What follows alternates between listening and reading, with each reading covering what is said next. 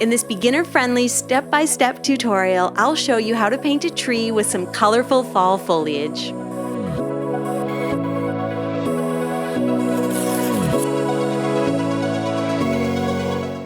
Hey friends, welcome back. My name is Shayda, and on this channel we get creative together.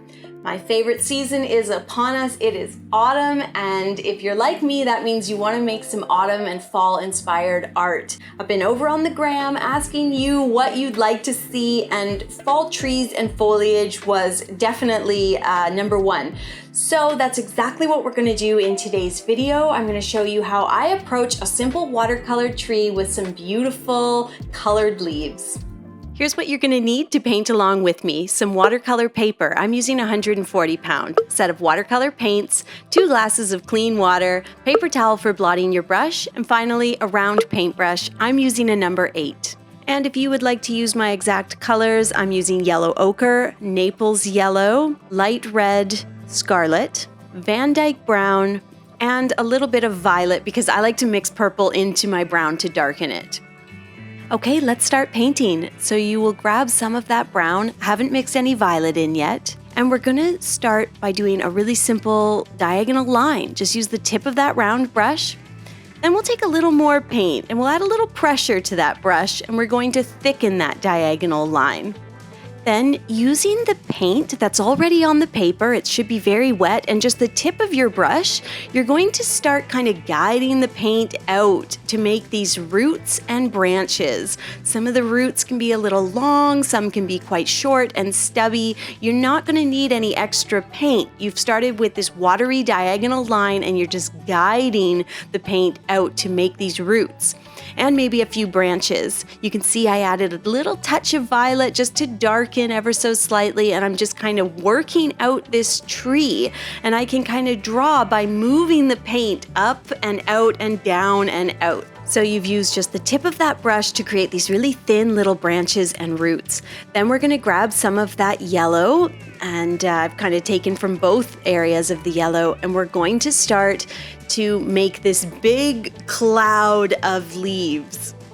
It's at this point that you're going to be really thankful that you have all the paint already mixed up on the palette, because you can grab a little darker yellow and add it into the wet area at any point. You can add a little orange in, and you're going to get this wonderful wet into wet action where the orange or dark yellow will move really beautifully and naturally and organically into the leafy area.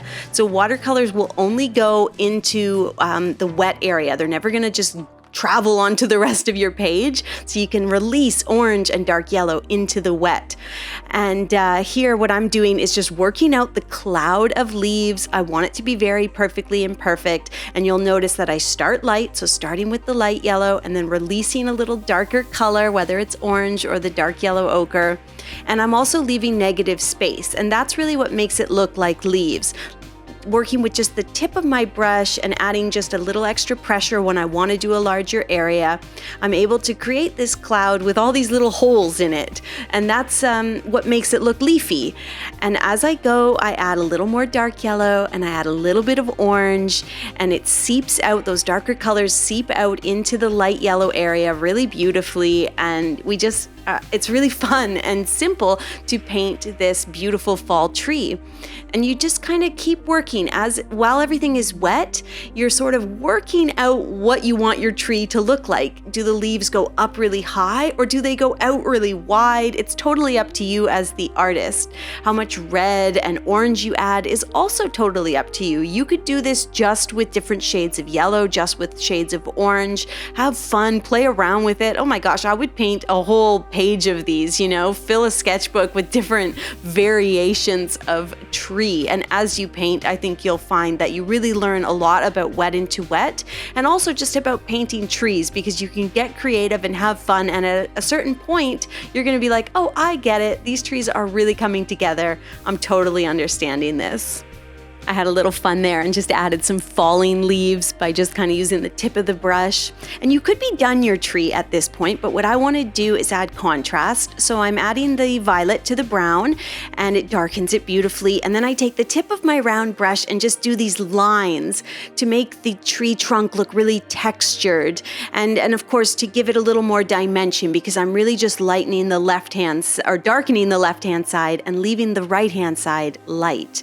And I'm also darkening my branches a little bit so that they really come through and you see the little branches among the leaves. And speaking of branches among the leaves, I'm also going to add some in the upper areas of the tree, anywhere you've left a little negative space, or even if you haven't left page showing through, you can add these dark branches. Just tiny little broken lines are going to look like the branches of a tree, so don't overthink it. Okay, so once again, you could be done at this point. It's looking good, but what I want to do now is add some more color and texture with a wet on dry technique. So before, when we added the darker color, we were doing wet into wet and the color was moving in that wet area. Now using wet on dry, we can get a lot of precision because the color is not going to move because the tree has dried. So here you can see me doing almost like a little bit of stippling with some reds and oranges, and the color sits where I put it. It does not move, and I'm able to get some more texture and definitely a lot more contrast. If you sometimes find your watercolor paintings look flat, this is the step that you might be missing. I'm also using just the point of my round brush here to develop my branches a little bit more, make them really sharp. But otherwise, I would say I'm about done. I did rework the shape of the leaves on the right here a little bit too. Just like keep going back in and changing little things. I don't know, do you do that as well? It's sort of sometimes a bad habit of mine. I'm like, stop, just stop painting, you're done. And now, voila, I am actually done. So there you go. That is my autumn tree with beautiful, colorful fall foliage complete. Thank you so much for watching today. If you love these videos, you can support this channel and make sure that the videos never stop by doing one very simple thing, and that is subscribing. Please hit the subscribe button, turn on your notifications, and we'll see you soon with a new tutorial.